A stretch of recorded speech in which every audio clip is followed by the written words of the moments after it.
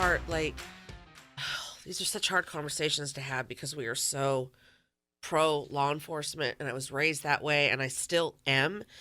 However, to touch on the last part that you just said, socially within their own ranks, if there is a way that you are not beholden to protect that badge when they are clearly someone that can do things that are later actually they're detrimental, right? It causes people to think all cops are this way, and they're not. And so they're constantly in a battle of winning communities over. And so it's like the sooner those folks that shouldn't be there can be weeded out, and the more you feel safe to point them out, and you're not turning on your own brother or sister, if that somehow can be, I mean, that's a social thing too, though. I don't know. I mean, that's not a rule, because you can have, I'm sure that rule's in place. I don't know. I'm not an officer, but that's a social thing where that's probably ingrained in you that you just protect that brother and sister. And at a time that we live in cancel culture, where when you do something maybe not as bad as would warrant, you get your career ended, or when something is unveiled that you did 20 years ago. Now we're talking about entertainers, things like that. Right. Phone number is 888-989-9811. Hi, John. Yeah, hi. I've been a cop for 16 years. Thank you. And I'm still a cop. I love my job, but I'm sorry. This is. I'm at the end of my rope. I can't do anything right. I'm either persecuted by social media, the court of social media, or I'm persecuted by the justice system. My family is now being threatened. My home is being threatened. People around my neighborhood are telling me that they're hearing words of, hey, there's people who know you're a cop. Now they want to come after you. They're saying to if they see your kids, to attack your kids. So what am I supposed to do? Yeah. I'm out here facing the riots. Cops are getting shot in St. Louis, in Las Vegas. And until you walk in my shoes, you don't know what I have to deal with. I've been a cop for 16 years. I've never had one complaint filed against me, not even a sustained complaint. I've never had one complaint filed against me.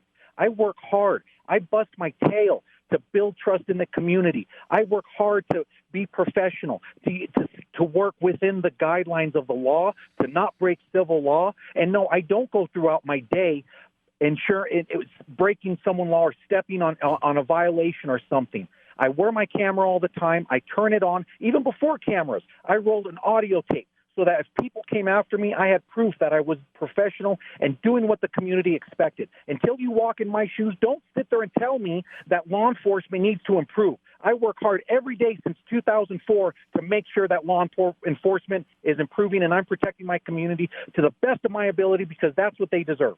Hey, John, you sound like an exemplary police officer. Do you, in that last part about law enforcement maybe having to be introspective or there's some things that could improve, are you suggesting or saying overtly that you are not aware of any cops that need to be reined in, or that there are some things other than you? That has nothing to do with you personally. And all that stuff you described you shouldn't be going through.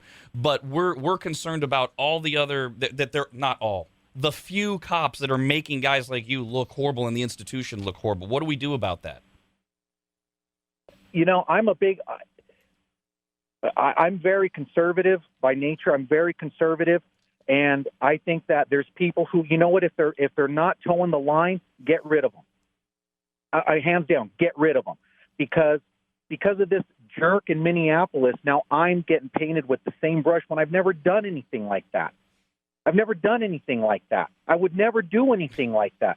People who I've arrested, I always pick them up and I dust them off and I make sure they are okay. Just the other day, some kid ran from us. I went to my car and I got him water while he was handcuffed in the back of a car and gave him water.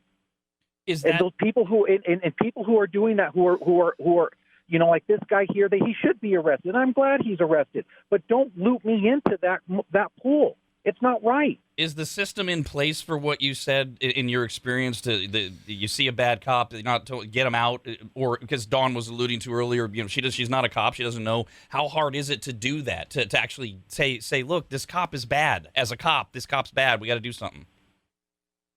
There's a lot of people who voice opinions, but it is hard. It is hard to get rid of officers who violate law, who violate the Constitution, who violate general order and stuff like that. It's very difficult because, they're protected. And you know what? They should be, but it's just like the Constitution.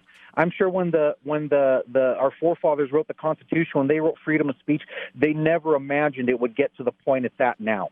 When associations and unions were created, and not just law enforcement associations, but unions across the country, when they were created, I don't think they realized it would get to the point it's at now, where now it's like an act of God to get the bad people removed.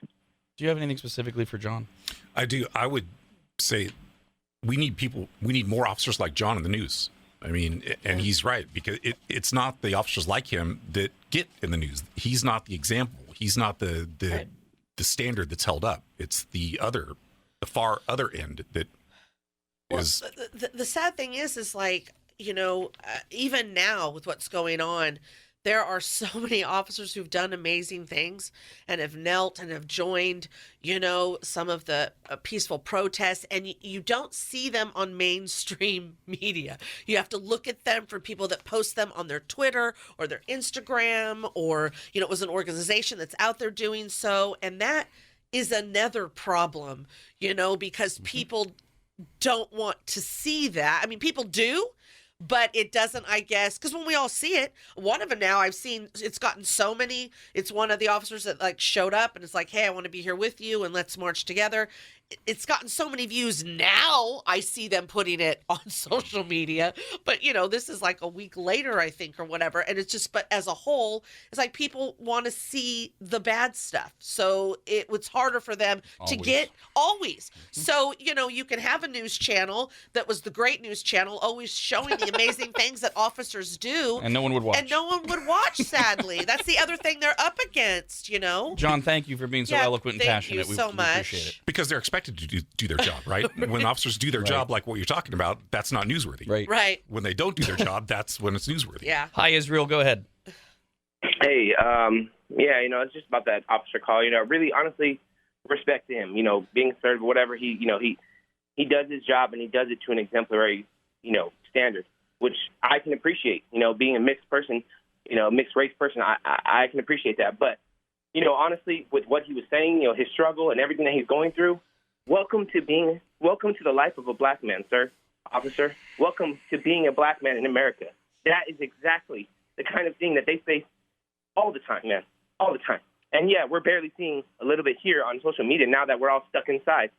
But this has been happening for a long time. And like I said, sir, welcome to the group, sir. Welcome to the group, officer. All right, thanks, man. Appreciate it. Hi there, Matt. Go ahead.